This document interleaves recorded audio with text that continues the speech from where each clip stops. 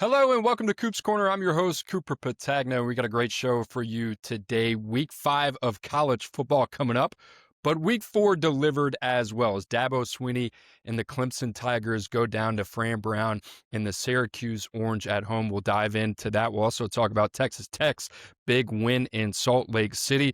We'll get into Fernando Mendoza's huge game against top 10 Illinois. We'll also talk Oklahoma, Auburn, as well. But guys, like I always do, I just want to say thank you for listening to the show. We can't do it without you. Those numbers in the YouTube world, those numbers in the podcast world, they're creeping up. I always say, grow the show, tell a friend. I mean it.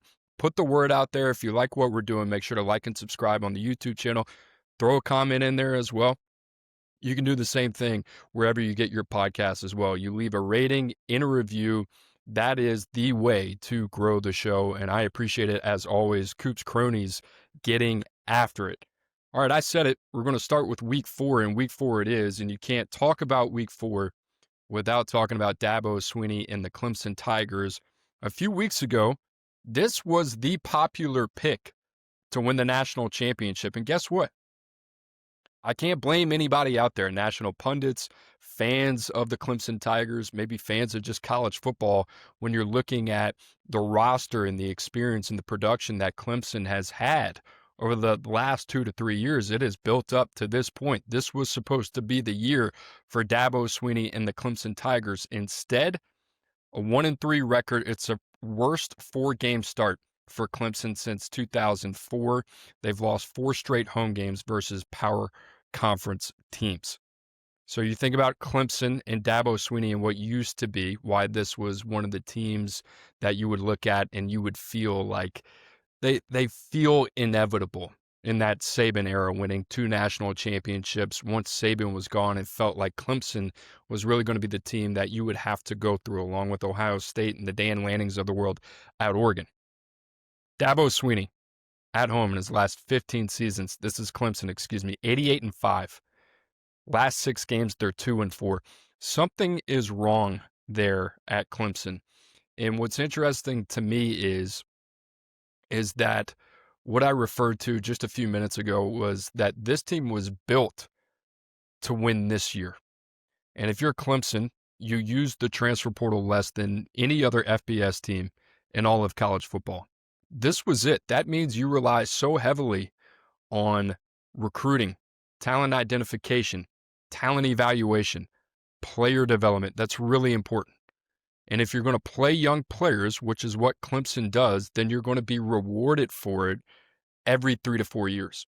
Those guys that everybody was looking at that were playing 2 years ago were Peter Woods, were TJ Parker, were Abion Terrell, was Cade Klubnik, was Bryant Wesco, TJ Moore last year, an experienced offensive line.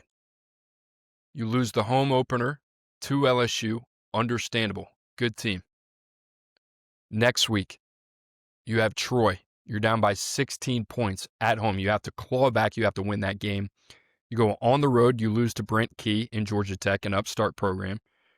And now at home, where you're supposed to be safe and bounce back and get back to your DNA, you get stomped out by Syracuse. Fran Brown, Stephen Jelly, Ricky Collins, who came in for Stephen Jelly late in that game and iced it. And we can talk about talent all we want.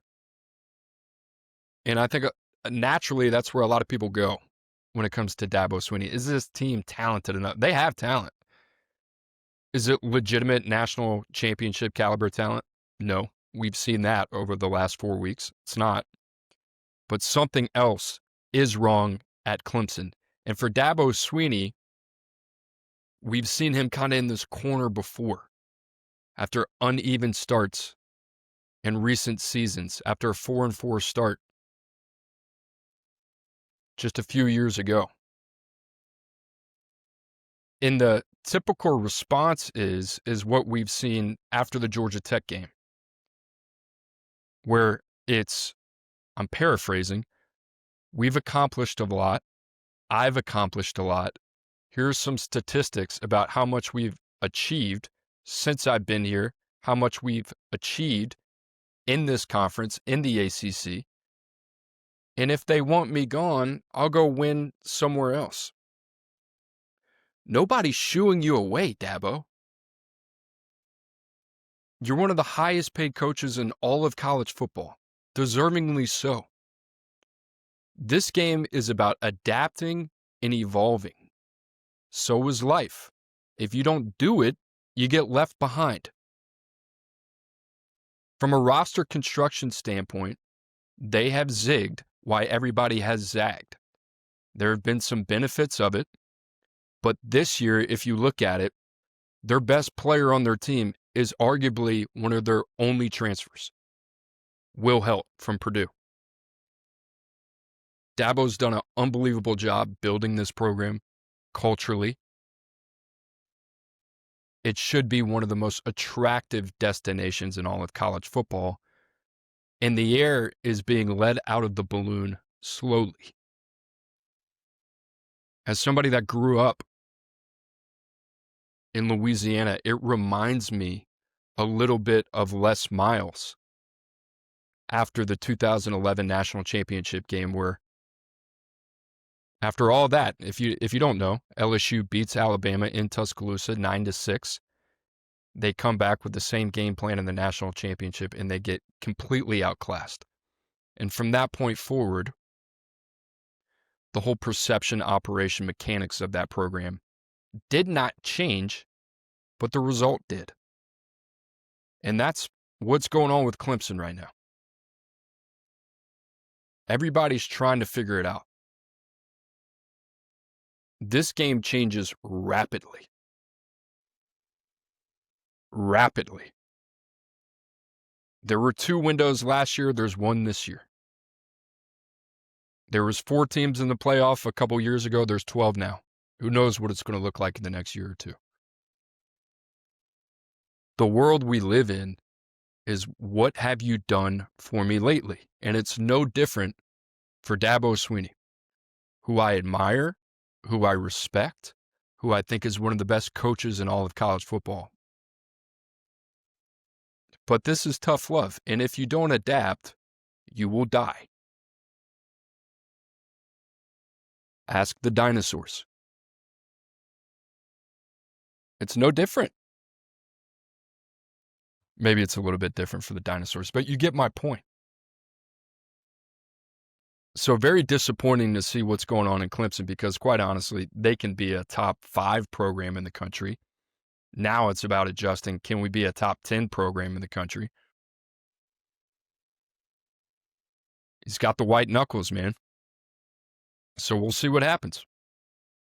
Guys, just a reminder, you are locked into Coop's Corner. You can find us every Monday, wherever you find your podcasts via audio. You can find us on the YouTube channel at youtube.com/CoopsPetag, COOPETAG.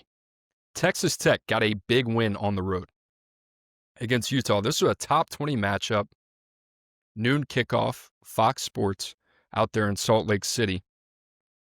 And Texas Tech was one of those teams, one of the top-ranked portal classes in the country. By the way, here's a caveat. Top 7 ranked teams in the transfer portal are undefeated. Could mean something, could mean nothing. But we're a quarter of the way through. Texas Tech is one of those teams. Held Utah to 263 total yards. Turned the ball over twice. This game was sloppy, especially in the beginning. And if you're looking at Texas Tech, 4-0 for the first time since 2013.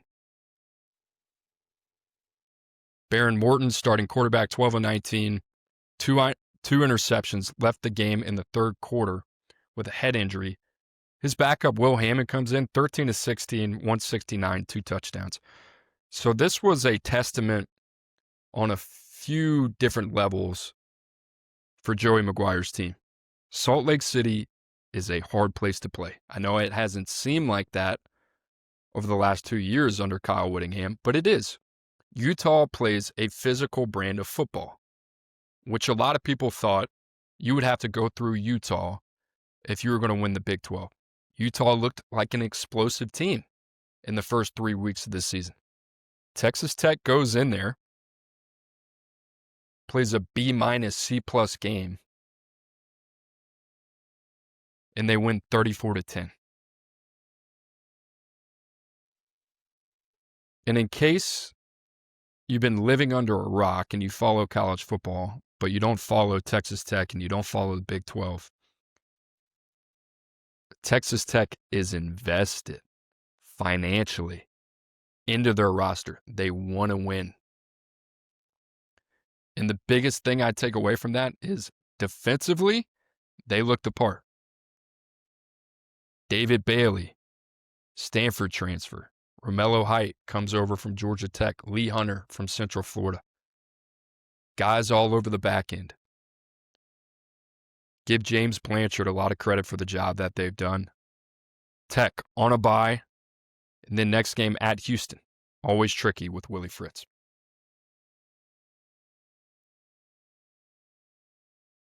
A quiet game this week was Indiana-Illinois. Top 20 matchup. Illinois had been playing well. And they've been tested. Went on the road at Duke. Darian Mensah won that game. Convincingly so. Indiana hadn't played anybody. Made the playoffs last year, first year under Kurt Cignetti.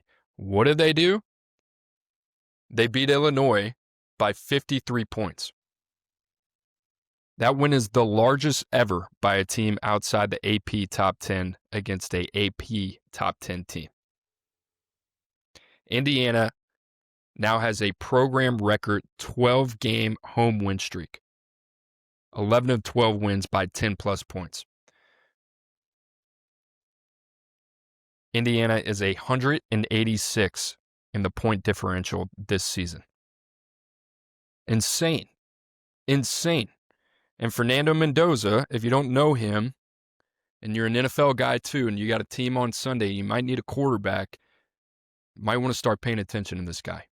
Came over from Cal, really productive season there. Plug him in at Indiana.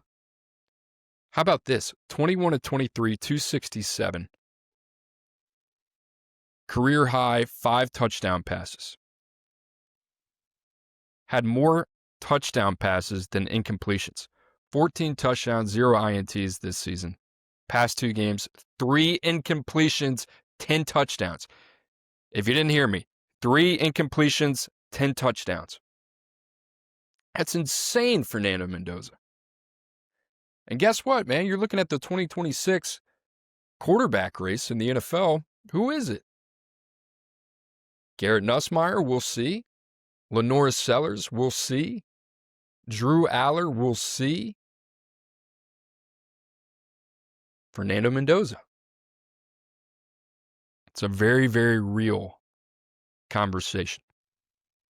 All right, last 2 games I want to hit on here are in the SEC. Big matchup in Norman this past weekend. Another top 25 matchup. John Mateer, again at home, against another top 25 team in Auburn. Hugh Freeze, Jackson Arnold, potential revenge game for Arnold, the former Oklahoma quarterback. Auburn had every opportunity to win this game, and I'm not going to dive into the officiating, which if you watch games on all 22 SEC Big Ten, the officiating's been pretty substandard in my opinion. Oklahoma, second fewest points per game allowed through four games since 2010. Sooners now moved to 4-0 all-time against Auburn. They had 9 sacks against Auburn. I'll touch on that in a minute. Mateer goes over 300 yards, 1 passing touchdown, 1 rushing touchdown. Oklahoma looks legit. They look formidable. They won a game where Superman didn't look like Superman, and they had to rely on their defense, and they had to rely on timely, critical plays. And they did it. Couple bounces go their way. Couple calls go their way. When you play that long of a season, that's going to happen. You're going to be on both sides of that. And for Auburn, it's tough. But Oklahoma looks legit. They look legit. They look like a team that you really don't want to see. They're kind of a pain in the ass. Ben Arbuckle, that offense, O-line's starting to gel. And guess what? Auburn played them well, man, especially defensively. If you're Auburn, there's a lot to take away from that. Auburn offensively, the bright spot, Cam Coleman. Could have been a lot brighter. The downside, 9 sacks. I've yet to study this game. I watched it. If I had to guess, a lot of that is on Jackson Arnold holding the football too long. I went back, I looked at his time to throw metric. It was over 3 seconds, which was the same versus Baylor. Not good. If he's not seeing it, he's taking off and he's running. I mean, you go and you look at that last possession of the game, he didn't even give his guys an opportunity.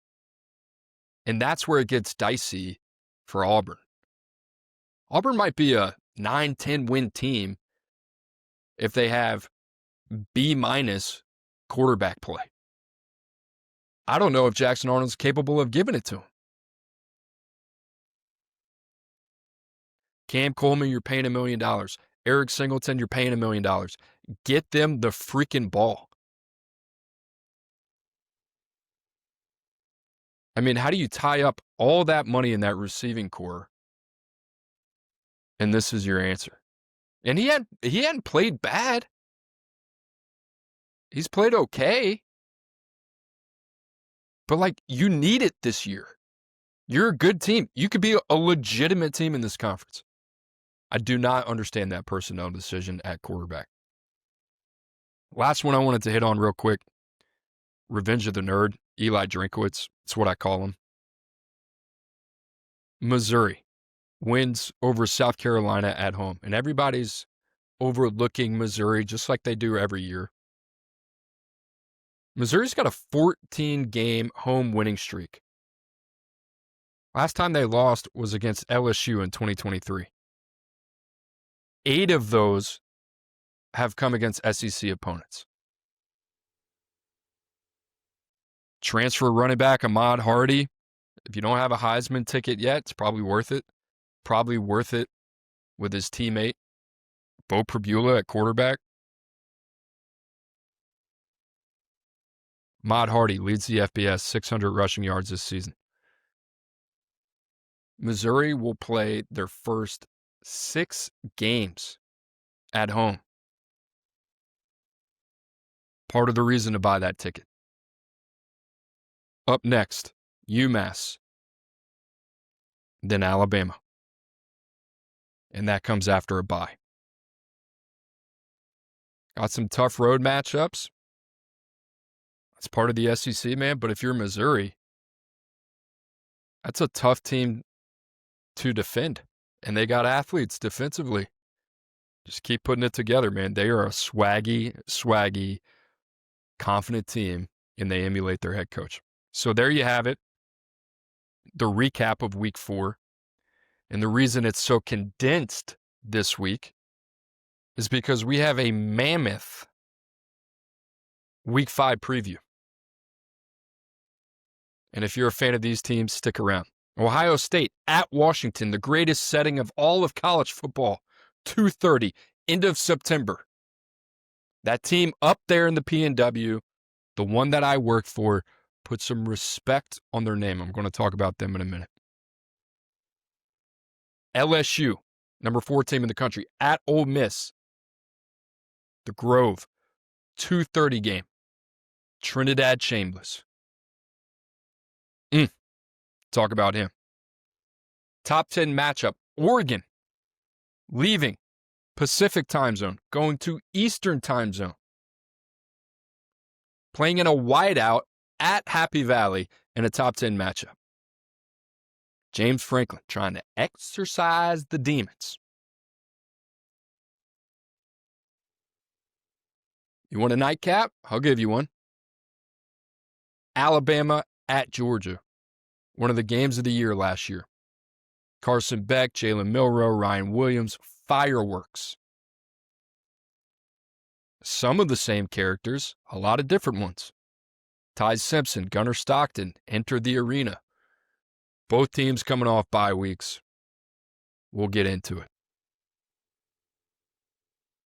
But first, let's introduce the dude of the week, who is no other than Miami defensive end Rueben Bain. I didn't talk about this game.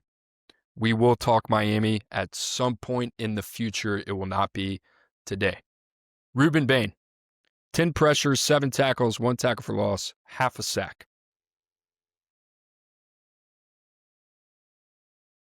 I don't know if you watched that game, but at the end of the game, Rueben Bain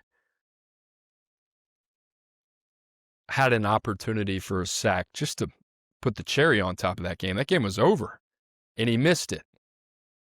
Game ends. Clock runs out. He's on the sideline like an absolute psycho, upset that he didn't get the sack. He is a madman. They call him Hurricane Bain. Miami fans and I have history about where he was ranked in high school. I'm here to tell you I was wrong. Guy's a stud, top 10 pick. I'm starting NFL draft prep this week, and I've already started on the Edge group. I'm almost done. I can tell you this, he's my number 1 rated guy, and it's not close. Rueben Bain, dude of the week. Congratulations. All right, guys, just a reminder, you're locked into Coop's Corner. You can find us every Monday, wherever you find your podcasts. Make sure to leave a rating, leave a review. 5 stars, please. 5 stars, please.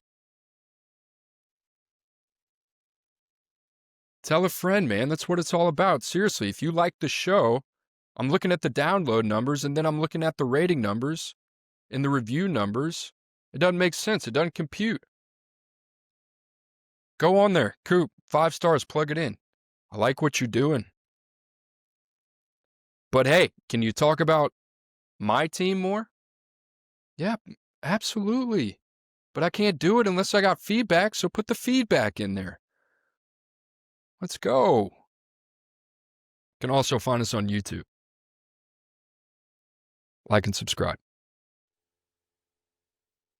All right, let's get after it, baby. Week 5, preview. Let's freaking go. First game we're going to preview is number 1 Ohio State at unranked, underline the unranked, Washington Huskies, the Dogs. 2:30 Central Time in Seattle. Late September, the weather should be perfect. Perfect for sailgating. Unbelievable environment. If you're an Ohio State fan and you got the coin and you're thinking about making that game, go do it. One of the best places you can watch a college football game. We got Ryan Day and we got Jedd Fisch. Jedd Fisch, one of the most underrated coaches in all of college football. I studied Washington versus Washington State in the Apple Cup, in which they won that game 59-24. UW is 3-0. Ohio State is 3-0. Damon Williams is one of my favorite players in the country. Electric. Jedd Fisch had Noah Fafita at Arizona. He had Tetairoa McMillan. He's done it again. He's got Damon Williams and Denzel Boston. If you don't know, now you know. And for the Washington fans out there, this isn't disrespect. You're up there in the corner. I lived up there in the corner. The majority of the people listening to this show, geographical analysis shows, are in the Southeast. So they don't watch a lot of Big Ten, Pac-12 football. That's what we'll call it. And if you don't know who Damon Williams is, he's maybe 5'10". Maybe. But he's a dog. Damon Williams this year completing 73% of his passing attempts, 778 yards, 6 touchdowns, 0 INTs. He's added 220 on the ground with 2 touchdowns as well. And when you're watching Washington, first thing that stood out, that offensive line, the transfer left tackle from Kansas State, Carver Willis, guy that I had a 5th-round grade on, I believe. Man, I like him. Ohio State on the other side, we'll talk about them in a minute. Got a lot of pass rushers, Kenyatta Jackson, Bo Atkinson, CJ Hicks, they can get after you a little bit. But this Washington offensive line, I'm a fan of. And especially the left tackle and how he can play. Schematically, I love the way that Jedd Fisch carves it up. Damon Williams is the operator. You talk about decisiveness. You talk about playing on time. You talk about ball placement for run after catch opportunities and downfield accuracy. That's Damon Williams, man. He can do it all, and he plays big. My buddy Andrew Ivins always used to tell me when we scouted Damon Williams out of Basha High School in Arizona, he'd always bring up the point. He said, do you know Damon Williams is undefeated against Dylan Raiola? Those things mean something in terms of how they translate. Not from a Sunday projection standpoint, but this guy is a baller and he is a winner. And this is year 2 of Jedd Fisch, man. So let's get into it. Offensively, for Washington, can you be multidimensional? And what I mean by that is, can you get the ground game going against a very physical front 7 of Ohio State who's playing their ass off on the defensive line? You're going to have to go up against Caden McDonald, Malone, Edric Houston, Arvell Reese, freaking stud, Sonny Styles. And what can you throw at these guys? I love Denzel Boston. That's your big X. Who's your next guy? That's a question that I'm asking if I'm Washington offensively. Jonah Coleman in the run game. Adam Muhammad, spellback, change of pace, goal line guy. I love what Washington is doing offensively. I expect them to be some wrinkles. I expect them to come out with some fireworks. I expect this to be a game where you're going from the Central or Eastern time zone. Apologies, I don't know which one Columbus is. To the West Coast, and it's a little bit different. It's always a little bit different. It takes time to settle in. And that environment is sneaky. I expect there to be a little shell shock. And I expect Damon Williams to come out swinging offensively. Now, Ohio State defensively, let me just say this. For those of us who did not watch the game against Texas, and you can turn on the game against Ohio last week, this is the most talented unit in the country, in my opinion, and the most cohesive, and arguably the most well-coached. Matt Patricia, defensive coordinator, under Bill Belichick. These guys play fast. They play aggressive. They hunt the quarterback. The multi-dimensional ability at the second level is insane with Reese and Styles. And then you have Caleb Downs, arguably the best football player in college football, just anchoring the back end. With a lot of young guys, man. Got to give a shout out to Jalen McClain. Playing his ass off. And if there's one guy I would go after if I'm Washington, it's Lorenzo Styles at the nickel spot. That's what would have showed up. Let's flip the script. Julian saying Ohio State offense. Julian saying ball control, efficient, don't get crazy, completing almost 80% of his passes. And keep it simple, stupid, right? For Ryan Day, Brian Hartline. When you have Jeremiah Smith, Carnell Tate, Max Clare, and that veteran group of offensive linemen keep it simple, stupid. And Julian's saying, outside of a couple one-off decisions here and there, has been very clean. And I love him in the play action. Ball's out quick. He trusts it. And when things get a little fuzzy, go find 4. 4 or 17. And let me just get bailed out. The deep ball. Explosive. Touch, accuracy. Great. Here's the thing. If I'm Washington, I'm trying to move him off his spot. I'm trying to show him some things that this young quarterback has not seen. But UW's got to do a lot better job when it comes to limiting vertical explosive plays. If you look at Washington State last week, they got after it a little bit. They gave up 5 explosives in the passing game. That means they gave up 5 plays over 20-plus yards or more. You cannot do that against Ohio State. But it's pick your poison. Sicario Davis out last week. Is he back this week? One of the top transfers in the portal at the corner position. That would make sense to go one-on-one with Jeremiah Smith. Would never advise that, but you get my point. Ephesians Prysock. Really interesting long corner, has experience. Here's where I think the game gets tough for UW.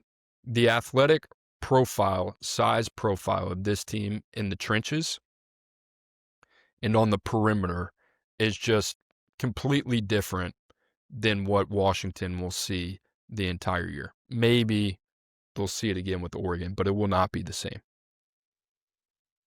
And up front, Washington's got a bunch of guys that play really hard, but from a speed, athleticism standpoint, and just size advantage, Ohio State is the number 1 team in the country. This is the team from top to bottom that has been beautifully pieced together by Mark Pantoni. Ohio State and Oregon have the best top-end talent, and they have the best depth. And it's no secret that they probably invest more than any other teams in the country. This line right here, I should have said it earlier, 10.5. Ohio State. I'm taking Ohio State to cover. I think this game's going to have fireworks in the first half. I think it's going to take a little time for the Buckeyes to settle in. I think midway through the third, you'll start to see things kind of even out for what they are. But if you're a Washington fan listening to this, like don't get down. This is a team in year 2 that's ahead of the curve. And Jed Fish is a very good coach. And the thing about good coaches, there's not a lot of them. Who knows? Maybe teams like Florida are looking for one. Jed Fish has an appetite. I know he just signed a big deal, but keep that in your back pocket. Last thing I'll say. If you're Jed Fish, it's very hard to go against that talented of a front seven and a back end. Use Ohio State's speed, athleticism, and aggressiveness against them. I think that's where the legs of Damon Williams come in.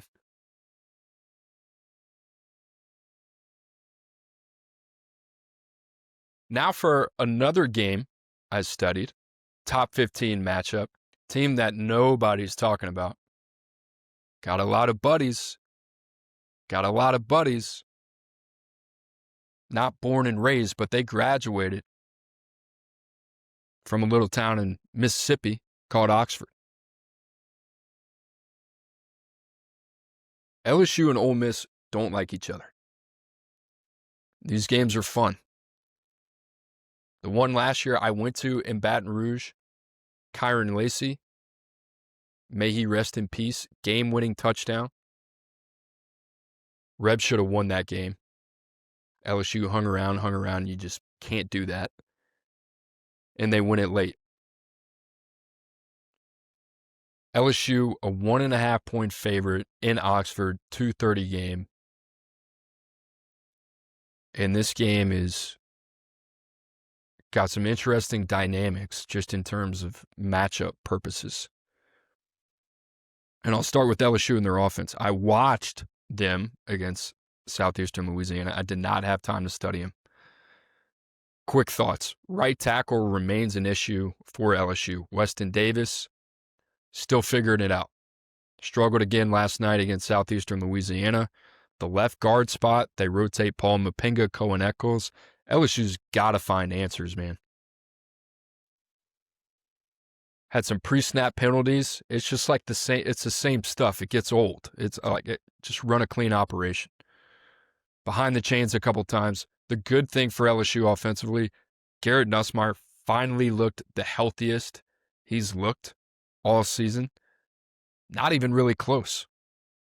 They finally took some deep shots. They got the ball down the field. They found Barry Brown. They found Chris Hilton. They found Aaron Anderson. Dog. Trades Green, probably back next week. Warmed up with the team, didn't dress. Run game, a little bit better. It should be versus an FCS opponent. That's the question. And on the broadcast, they made an interesting comment. Because on the broadcast of the LSU Southeastern game, they brought up the fact that, hey, some of the running issues aren't just lack of execution, hat on a hat, by LSU's offensive line, but Caden Durham hasn't been seeing it the way that we hoped he would. He hadn't been as patient as we hoped he would. I mean, that to me kind of felt like a little bit of a rabbit out of the bag there. I don't know if that was supposed to get out, but it did. And then once you hear it, then you see it. Jawan Johnson comes into the game, guy that used to play quarterback, and you see his feel and his patience and his shiftiness and his ability to create cutback lanes. And you're like, feels very Josh Williams-like. So LSU might have something there. It's a little bit early for that, but Frank Wilson not afraid to ride the hot hand. Maybe we'll see a little bit more of Harlan Berry. Here's the thing for LSU against Ole Miss. Ole Miss's front seven. Xavier Harris, big dog in the middle. Freak. Think over 320 pounds. I would say that pretty safely. I went low there. But he is a mammoth in the middle. Outside of that, there is not a ton of beef. This is a team that's really kind of built on the outside in. You got guys like Princewell Umanmielen. You got guys like Suntarine Perkins. You have guys like Deshaun Womack. Ole Miss is light on the interior. And I like Will Eccles a lot. But you can run against Ole Miss, in my opinion. Tulane showed that. And if I was LSU, I'd be looking at Perkins, Suntarine, who weighs 220 pounds. And I'd be looking at Umanmielen, who played the best game of his collegiate career, in my opinion, against Tulane. But I would make those guys defend the run. And I know LSU is pass happy. I know they got all the weapons, all the cars you could possibly imagine in the garage. Sometimes you just got to take the old truck, old Tanny the Tahoe out. 250,000 miles, just let her rip. Get you from Nashville to New Orleans, no problem. You know the dependability. You have to get back to that consistency of a run game if you're LSU. Ole Miss also light in the box. Athletic, speed, space backers. But you got to challenge them between the tackles. This is like a FU game if you're LSU. It's an SEC game. It's on the road. Everybody's telling you can't run the ball, so run the ball.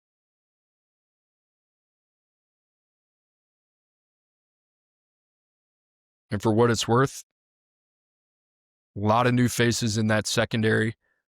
Ole Miss flies around, but you got to make them pay.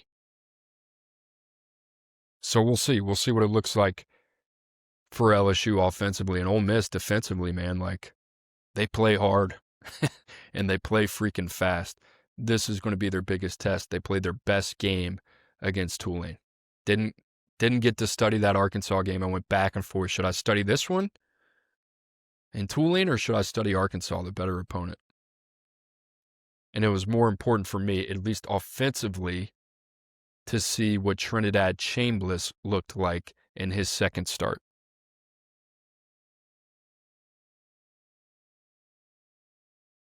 Trinidad Chambliss, transfer, Ferris State. Similar profile to Damon Williams.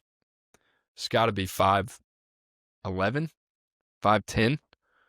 When he hit the portal and decided to transfer to Ole Miss, I made the comparison that he kind of reminded me of Vernon Adams, who transferred from Eastern Washington to Oregon.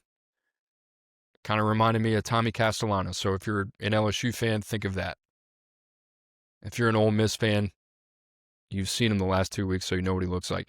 Austin Simmons, the starter of the season opener, been dealing with an ankle injury since Kentucky. And even if he was healthy, if you're Lane Kiffin, I don't know how you can't go with Chambliss just because of the dynamic that he gives you on the ground. And here's the thing. He is more than a competent thrower. Ole Miss, check out this balance. 15 design quarterback runs. There were also 5 of 6 on passing attempts over 20 yards against Tulane. They have guys on the perimeter between Trey Wallace, between Deuce Alexander, between Dazon Stribling, that they can just throw at you in droves. Daquan Wright at tight end. They haven't even gotten Luke Hasz involved. And if you're LSU, all you're thinking about is Blake Baker's defense and their performance against a running quarterback in Marcel Reed. Completely unprepared. They started the game with Connor Wigman. They stuffed him in a closet so bad that A&M had to switch to Marcel Reed, and they had no idea how to defend the quarterback run. This is a Harold Perkins game. Number 7 took down Jackson Dart, Ole Miss, at home in Baton Rouge a couple years ago by himself. He was a freshman then. He's in a different role now. LSU, more speed, athleticism everywhere than they've had. But here's the thing. If you're going to blitz a guy like Trinidad Chambliss, it's going to expose some things on the back end. It's going to expose some things at the second level. So you have to limit those. And then when you're in the red zone, a team like Ole Miss, 3 is better than 6, obviously. And if you're LSU back to the offensive side, taking a step back from 30,000 feet, it's about controlling the line of scrimmage, taking time off the clock, and shrinking this game. Don't get into one of those games that you got into with Lane Kiffin a couple years ago when you had Jaden Daniels. Don't do it. You'll lose. You will lose. Play your game. Make them respond to you. And if you're Blake Baker, don't be on your heels. Be proactive. Be the same guy that you've always been. But this is a different game, and he knows that. So I expect this to be an exciting game. Like from a personnel matchup standpoint, LSU is going to be tested. This is strength on strength. Ole Miss offense, high flying, can beat you on the ground, multi-dimensional, over the top. And Chambliss can make every throw. Let me be clear on that. He's good in the short to intermediate. He's accurate. He can layer the football. He can throw on the move. He's got off-platform to him. And he's a very good deep ball thrower. And this is where guys like Hulsey come into play. This is an experience game. So LSU -1.5 against Ole Miss. Give me the Tigers. I think the Tigers get back to playing strong football. Offense bounces back. And now I think for LSU, it's just ramp it up. Ramp it up. Ramp it up. Got to continue to find the confidence. All right, guys, just a reminder you're locked into Coop's Corner. Tell a friend. That's what we say. Tell a friend. Leave a review. Leave a rating. Oh, man. It's cool, man, doing this show and watching the little algorithm pick up views. I follow it very closely. I should not. It's not healthy. But you know what that does? Fires me up. Let's talk about number 6 Oregon at number 3 Penn State. I studied these guys, both of them. This game is going to be freaking awesome. One of the best experiences of my college football career was in Happy Valley when I was in Michigan, wide out, and we got absolutely bamboozled. And it was just hard not to, get freaking amped in that place. The best environment in college football that I've ever been on as an opponent. No doubt. You go in there, it's electric, and whatever they're paying that DJ, they're not paying him enough. That guy was so freaking dialed. It'd be like 2nd and 13. We'd throw a quick slant, pick up 6 yards. In the moment our receiver's knee hit the ground, they're just ripping Kendrick Lamar. And that student section is going absolutely bananas. DJ was dialed. I don't know who that DJ is, but shout out to that guy. He's a big part of it, man. I mean, game experience. So Oregon, they got to jump on a flight from Eugene to State College. God, how long is that? 6-7 hours? Big Ten football, it's what we do. Penn State, favorite in this game. I know that is not the right line. Let me double check. I know that is not the right line. I'm looking at my sheet. It says 6.5. Not true. We'll come back to that. Penn State is definitely favored in that game. I want to say the line's at 2.5, 3.5.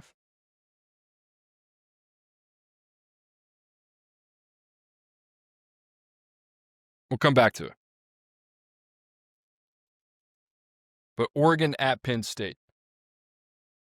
Here's the thing that jumps out to me. James Franklin against top 25 teams. 17-26. James Franklin against top 10 opponents. 4-20. James Franklin against top 5 opponents. 1-13. His quarterback, the number 1 quarterback in the class of 22, the number 3 player overall, 5-7 against top 25 opponents. The 5 teams that he has beaten: Utah, Rose Bowl; Iowa, at home; Illinois, at home; SMU, at home; Boise State, Fiesta Bowl. Teams that he's lost to: Michigan twice, Ohio State twice, Ole Miss bowl game, Oregon Big Ten Championship, Notre Dame in the playoffs. So if you see a trend there, the trend to me is every time Penn State is supposed to win a game, they win a game. And every time Penn State is a dog in a 51-49 matchup, they lose. That's the most disappointing thing about Penn State. Because they're an extremely talented team. with a lot of experience and continuity at really important positions. And here's the thing that could swing it for Penn State, they're favored in this game. I will get that line for you. Is that you got them at home, and this is a different environment for Oregon. I'm not saying they haven't played in big environments before, but like this is ideal for Penn State. Now your last 3 games are Villanova, FIU, and Nevada. And now you're coming off a bye. You have not played anybody. You have not looked the part, yet you're ranked the top 3 team in the country through 3 weeks in the season. And when I watch Penn State, you watch them against Villanova, things are just clunky. It's okay to say they're not showing their hand, but you still want to be able to execute at a high level the vanilla concepts against a team like Villanova. Ground game, still waiting to get going. Nick Singleton, Katron Allen. They had a lot of success against Oregon last year in the Big Ten Championship on the ground game. Tyler Warren was a big part of that. They bring in Kyron Hudson, Trevor Petagna, Devontae Ross. I'd love to see some more touches for an electric playmaker like Devontae Ross. Some cheap touches. Get them involved any way you can. Screen game, jet sweeps, whatever. I haven't seen it. So maybe they're saving it for Oregon. Luke Reynolds in the middle of the field. Here's the other thing.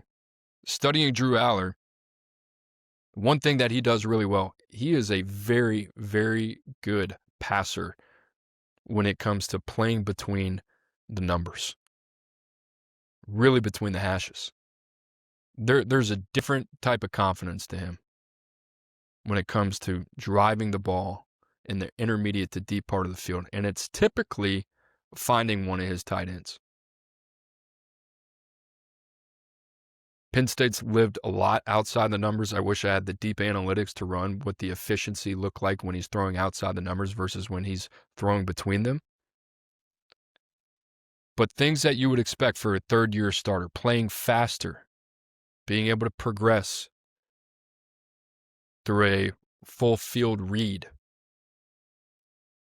knowing where your checkdowns are in the flat, accuracy on the deep ball, ball placement in terms of run after catch opportunities. Sometimes it's there, sometimes it's not. And that unevenness in the quarterback play is ultimately going to be the difference in these games when you're playing an opponent like Oregon, who has speed, athleticism all over the freaking field. And in case, if you weren't with us earlier, I said that Oregon and Ohio State are the 2 most talented teams in the country with the most depth. And that's included in the front 7, especially in the back end. Now, if you're Penn State, there's a place where I think you can take advantage of a strength and a potential vulnerability for Oregon. It would be the interior defensive line for the Ducks. I would go after Bear Alexander. I would go after Terrence Green. I would go after Jericho Johnson. I am not saying that those aren't capable players. I'm just saying it feels a little bit untested to me. Are you going to have any advantages in the secondary? I don't know. Doesn't mean that you can't make plays. But Drew Aller's got to stay ahead of the chain. He's got to be smart. He's got to be decisive. He's got to get the ball out quick. Penn State has to set the tone. And in case you don't know anything about Dan Lanning, he likes setting the tone. He likes walking into your house, going into your kitchen, opening your fridge, and drinking all your milk. That's Dan Lanning. If you're Penn State, don't let him do that. You set the tone at the line of scrimmage. Front 7 play that's going to be important. Do they have enough? Get the guys going. Petagna, Ross, Reynolds. You got guys, man. Get the run game going. Offensive line. Drew Shelton, I like. It's been a little leaky at times as a unit. But I expect a totally different urgency out of Penn State, Andy Kotelnicki, Drew Aller offensively. This is the year. This is the year. Flip side, Oregon offense. You want to talk about a smooth operator in the short to intermediate. You want to talk about a guy that does get the ball out quickly and accurately. Dante Moore, UCLA transfer, former 5-star. And I think a lot of people thought, all right, when Dylan Gabriel left, he's kind of the epitome of the old head experience, played more games than anybody you could think of in college football outside of Kellen Moore.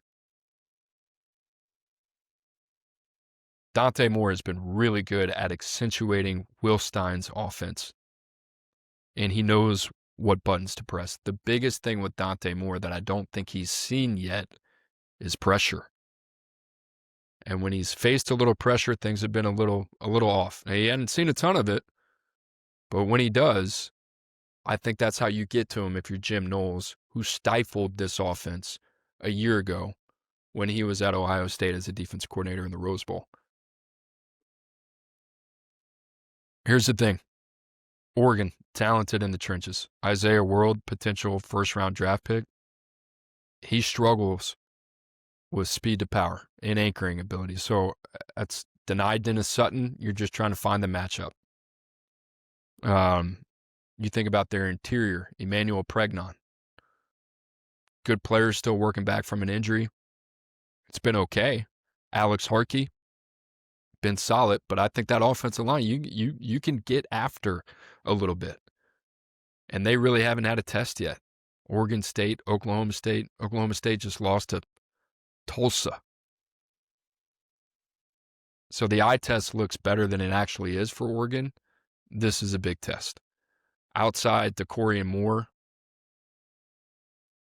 Malik Benson playing well, Gary Bryant, Jeremiah McClellan, Kenyon Sadiq, you better have answers for that freaking dude.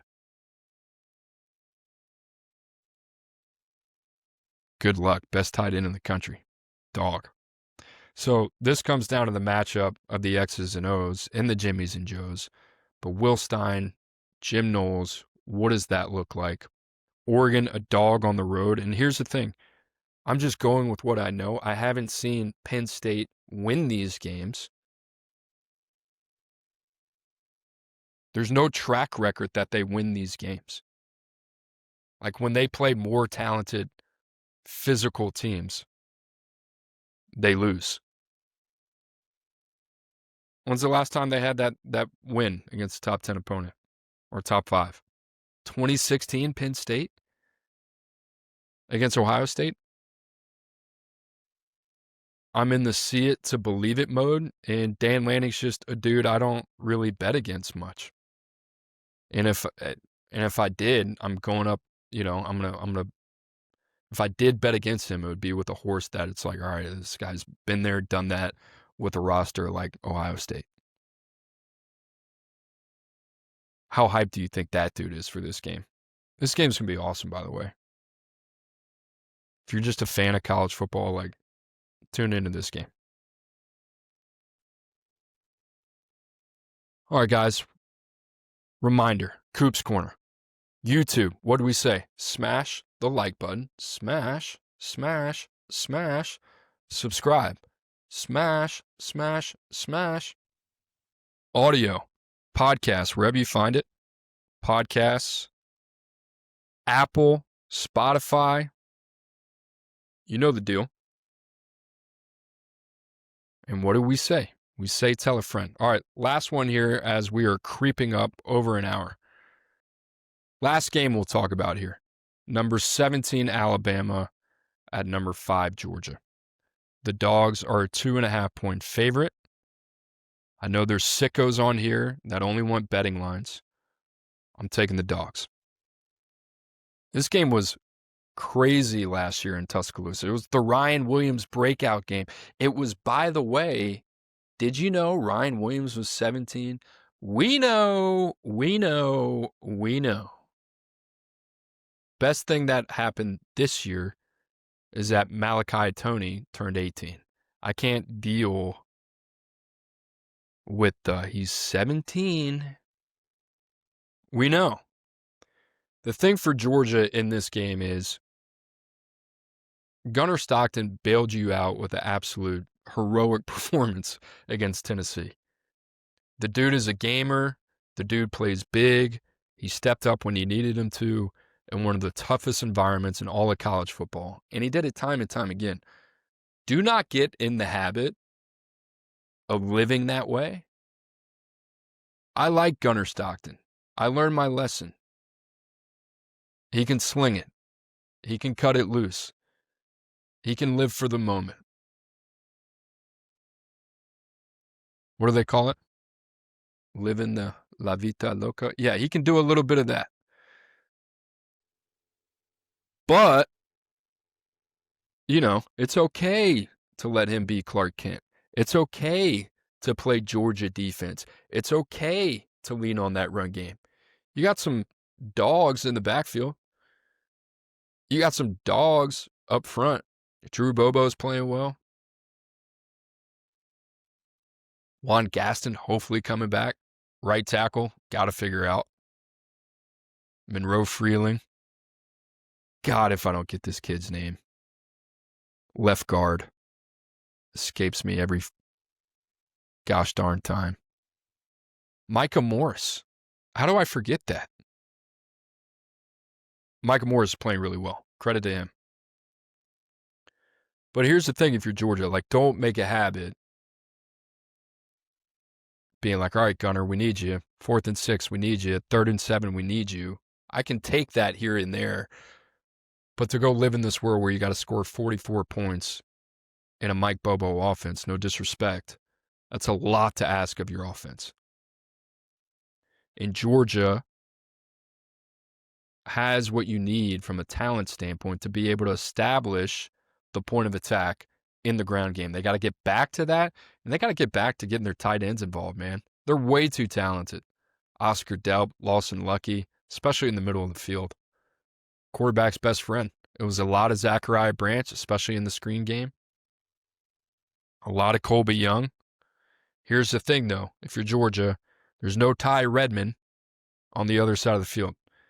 Ty Redmond, freshman corner for the Volunteers. They absolutely abused him. Georgia needed a big play in the run game. They ran that way. They needed a big play in the quick game. They threw a screen that way. They needed a big play in the vertical passing game. They threw that way. London Humphreys, multiple times. Alabama's got Damani Jackson and Xavier Brown. Dudes. Legit height, weight, speed corners that have been there, done that, and showed their teeth against you last year. So to me, this is about establishing the line of scrimmage where if you looked at Alabama and the way they played against Florida State, that's where the game was really, the will was taken, the soul was taken out of the Crimson Tide in that front seven. Lawson, Jefferson, all left a lot to be desired. They have bounced back since then. We'll talk about that in a minute. But that was only a few short weeks ago, is my point.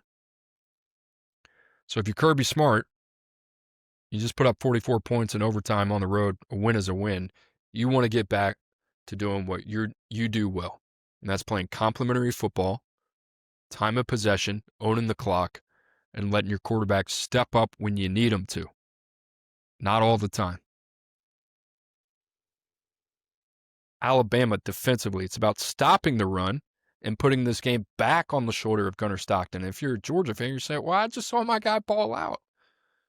What I'm saying is I just don't know how many times that's going to be a legitimate option for Georgia. Maybe he does it again, and this guy just ends up winning the Heisman. I'm an idiot. Maybe all those things can be true.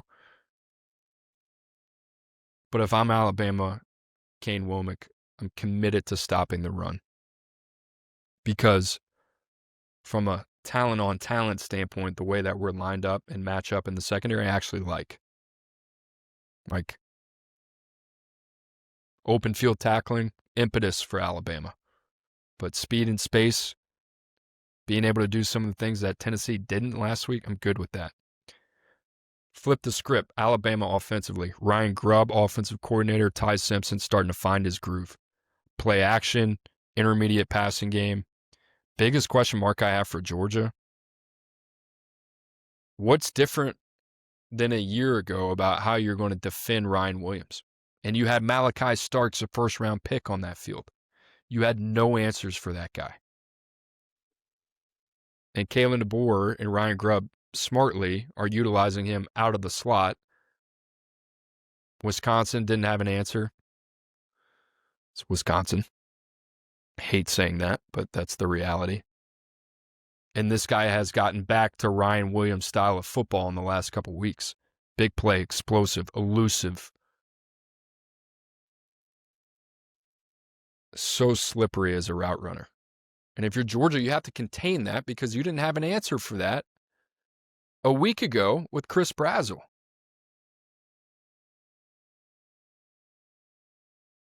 Daniel Harris couldn't guard him. You rotated between Dalen Everett and Ellis Robinson, and you still got Jeremy Bernard, and you still got Isaiah Wharton. This is a Sunday game, but it's a matchup game. And if you're Alabama, can you run the ball? Or are you going to have to throw Ty Simpson 50 times? Alabama ran for less than 100 against Wisconsin. They got whatever they want in the passing game. I get that. It's such a cliche thing to say. Who wins the point of the attack? That's why people say it. So Georgia, 2.5-point favorite at home against Alabama. It's going to be an awesome environment at night in Athens. And with Alabama, here's the deal. I actually think they're playing better ball. They're playing faster. They're trusting it. They're trusting their coaching. I think Alabama's going to get it turned around. I just think the slip-up week 1 against Florida State is really unfortunate timing. Now you got to go on the road to Athens. I mean, that's tough, right? That's that margin of error thing we kind of talk about.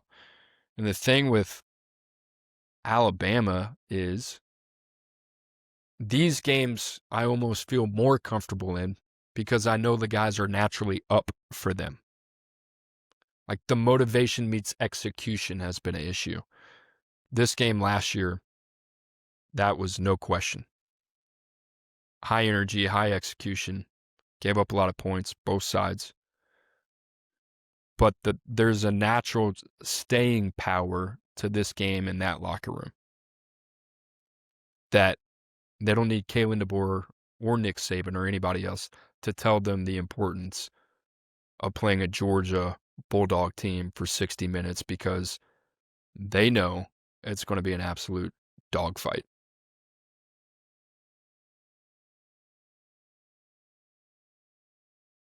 Guys, it's going to kill me if I don't get this Penn State Oregon line. And it's crazy that it takes that long to find, to be honest. All right, 3.5. There we have it. 3.5. Penn State is favored. Give me the Ducks. Give me the Ducks. I learned my lesson when I took Tennessee money line and they covered. Just, bet that they'll cover the spread. That's my advice. Hope you guys listen to me if you're following me on Instagram. I said, hey, spread a little cheddar on that plus 3,300 Bo Prabula Heisman ticket, huh? It's not plus 3,300 anymore. We'll see. Is he going to win it? I don't know. I like their schedule, though. Worth the shot. So, guys, there you have it. Just an absolutely loaded Week 5 slate. And I have a blast doing this. It's the best. You know it. I know it. Fires me up. Hope it's got you fired up. Hope you had a great Week 4. Hope you're ready for a great Week 5. Let's go. And like I said, you can find me on the Cooper Petagna YouTube channel. You know it by now. I'm gonna keep driving it in there. YouTube.com/CoopsPetag.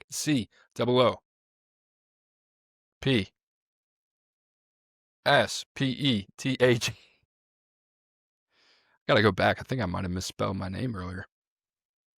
Also, wherever you find your podcasts, Apple, Spotify, leave a rating, leave a review. I mean, if there's one last thing I can ask of you, that's it, guys. Do it for me. Or do it for a loved one. All right, guys, I'm Cooper Petagna. I hope you have a great rest of your Monday. I hope you trust your preparation for this week. I hope you execute at a high level. I hope you go home, tell your loved ones how much you love them. Tell your spouse, say, hey, honey, great week. Coop's got me motivated. Can't wait to hear what he has to say next week. That would fire me up. Do that for me. All right, guys. Hope you enjoyed Coop's Corner. I'm Cooper Petagna. Like, subscribe. I'll see you next week.